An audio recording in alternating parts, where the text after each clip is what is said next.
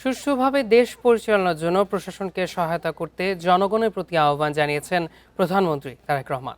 রাজধানীতে আলাদা দুটি স্থানে শহীদ রাষ্ট্রপতি ও বিএনপির প্রতিষ্ঠাতা জিয়াউর রহমানের ৪৫তম শাহাদাত বার্ষিক উপলক্ষে দুস্থদের মাঝে খাদ্য সামগ্রী ও বস্ত্র বিতরণ অনুষ্ঠানে এই কথা বলেন তিনি।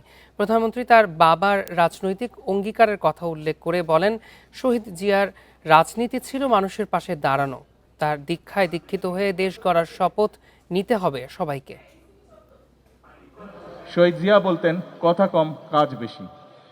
সেজন্যই আসুন আমরা আজকে যে সকল মানুষের পাশে দাঁড়াতে চেয়েছি, আমরা যাতে সুন্দর সুশৃঙ্খলভাবে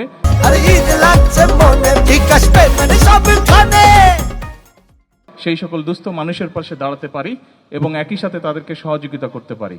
শহীদ জিয়ার রাজনীতিই ছিল মানুষের পাশে দাঁড়ানো, মানুষকে সহযোগিতা করা এবং দেশ গঠন করা। আসুন নেতৃবৃন্দ, আজকে শহীদ জিয়ার এই ৪৫তম মৃত্যুবার্ষিকী উপলক্ষে, শাহাদাত বার্ষিকী উপলক্ষে আমাদের আজকে শপথ হোক যে আমরা শহীদ জিয়ার সেই দীক্ষায় দীক্ষিত হয়ে আমরা দেশ গঠনের কাজে নিজেদেরকে নিয়োজিত করব ইনশাআল্লাহ।